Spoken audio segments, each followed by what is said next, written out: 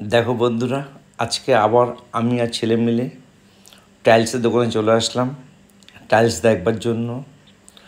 কত সুন্দর জায়গা এটা, টালির ভর্তি একেবারে ঘরের মধ্যে। নানা রকম ডোর করে রাখা আছে।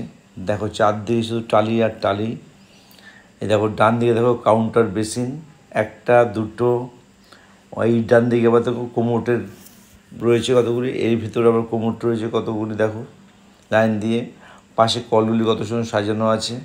দেখো গোল্ডেন কালারের, স্টিল কালারের, এগুলো কিন্তু ব্র্যান্ডেড কোম্পানির কল একেবারে প্রত্যেক কটা। দেখো উপরে শাওয়ারগুলি রয়েছে, ভ্যান্টেজ কোম্পানির কল আছে এখানে। দেখো এখানে বেসিনগুলি রয়েছে, এই যে স্টিলের কলগুলি সাজানো কত সুন্দর, কি বলবো, আমার ভালো লাগছে বলে তোমাদেরকে দেখাচ্ছি। একজন আমার কাছে যেটা ভালো লাগে তোমাকে দেখাবার চেষ্টা করি। দেখো কত সুন্দর কল সাজানো রয়েছে, আমার তো ভীষণ ভালো লাগছে। তোমাদের কেমন লাগছে অবশ্যই কমেন্টস করে জানাবে। এই দেখো এখানে টালির মধ্যে নানা রকম ঠাকুরের প্রতিমা রয়েছে।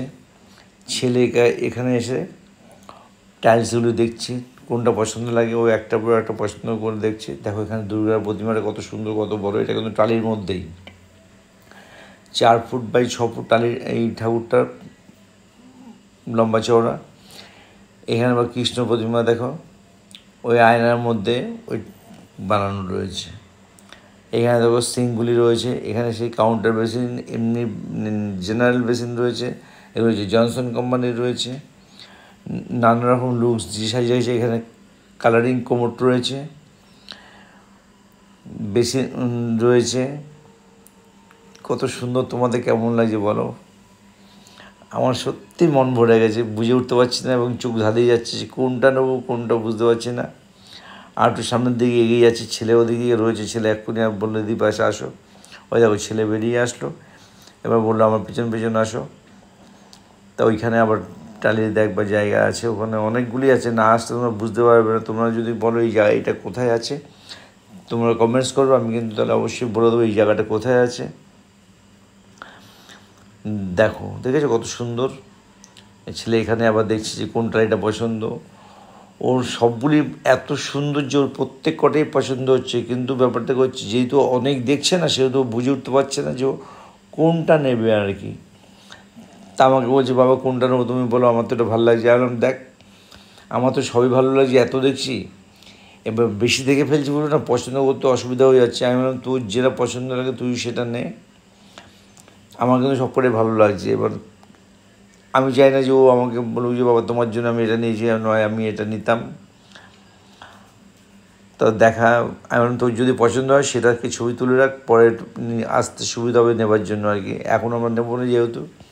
তা বলছে বাবা এইটা পছন্দ হয়েছে, আমি বললাম তাহলে ছবি তোল তাহলে। তারপরে কী করলো, ও ছবিটা তুললো আর কি, ঠিক আছে।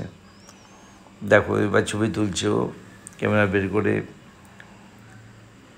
না ছবিটা তুললো না। আর দেখি কোনটা তোলে, যেটা দেখা যাক কী পছন্দ করে, বুঝতে পারছি না আমি।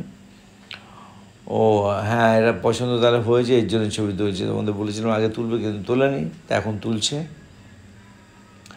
হয়তো মনে হয় ওর পছন্দ হয়েছে, যাই হোক ঠিক আছে, সেটা কথা না। তোমাদের যদি ভালো লাগে তোমরা এখানে আসতে পারো, যদি আসো আমাকে কমেন্টস করে অবশ্যই বলবে, আমি তাহলে তোমাদের অ্যাড্রেসটা বলে দেবো। তার ছেলে আবার বললো বাবা দিকে আসো, ওদিকে আবার যাচ্ছে। ও আবার এখানে ঢুকেছে, আবার দেখি যে ও এখানে নীল রঙের একটা বের করেছে। দেখো এই নীলটা তোমাদের কেমন লাগছে বলবে, কিন্তু আমাকে বলছে বাবা দেখো এইটা তোমার পছন্দ হচ্ছে কি না। আমি দেখ পছন্দ সব কটাই হচ্ছে, এবার কোনটা নিবি ঠিক কর। আমার এত ঘুরতে আর ভালো লাগছে নাকি, অনেকক্ষণ হয়ে এসছে, এখন আমরা বাড়ি যাব। দেখো সারাটা জায়গা ঘুরে বেড়াচ্ছে একেবারে। হ্যাঁ দেখতে ভালো লাগছে, সেটা তো অবশ্যই ভালো লাগছে। আবার সেই আগে জায়গায় চলে এসছে। দেখো এখানে ব্লু ভেন্সারটা বের করেছে, আর একটা ব্রাউনি কালারে বের করছে। এখন বলছে বাবা এটা তোমার ভালো লাগছে, আমার তো ভালো লাগছে। আমি দেখ তোর যদি ভালো লাগে তাহলে নে, আমার কোনো ইয়ে নেই আর কি, অসুবিধা নেই।